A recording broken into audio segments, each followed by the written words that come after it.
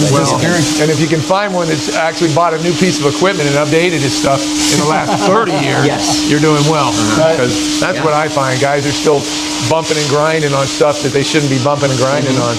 And you get what you pay for. I'll bring him out with us when we come out and check out your place. Oh yeah, big time. Yeah. Well, I'll probably be there before then. Before next week, huh? Before that. So this is the next one going over there. So as soon as they're done doing the jams in the engine bay, the bottom of that number 24, this is number 26. NHRA drag racing, you guys probably watched a bit of that. So this is Jason Johnson, Johnson's Horsepower Garage. This is the third car I'm building for him. This one we're calling the Killer Bee. It's a 1969 Super Bee. That's got a Joe Schumacher, third gen, supercharged Hemi at about just under 1,500 horsepower. 6-speed manual, roaster shop independent chassis. What Howard's doing right now is he's building to the rendering that I put together. So basically what he's doing is he's put the chipboard up there to get kind of a scale and a base. We'll 3D print these ducts, which has the air index for the front cooling on the brakes, as well as the intake. So both sides of them are big intercoolers and that stuff. We're going to angry eye some halo-styled headlights. These will be functional for the rear brake cooling. Nice. I didn't put any kind of a bulge on the hood because I wasn't sure exactly where the supercharger was going to land. Right. We actually just bought a new hood for the car because we've pretty much mangled this one up.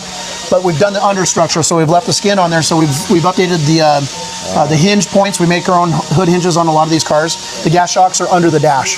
So it's just clean right here. It's just a nice constant hole, or a constant radius that just goes through one small hole. Yeah, because the 60s and 70s never made a good hood hinge. No, the springs, and then, they're just garbage. Yeah. So you can see the amount of metal work they've done on the car. Wow. It's got a set of my one-off door handles for this car.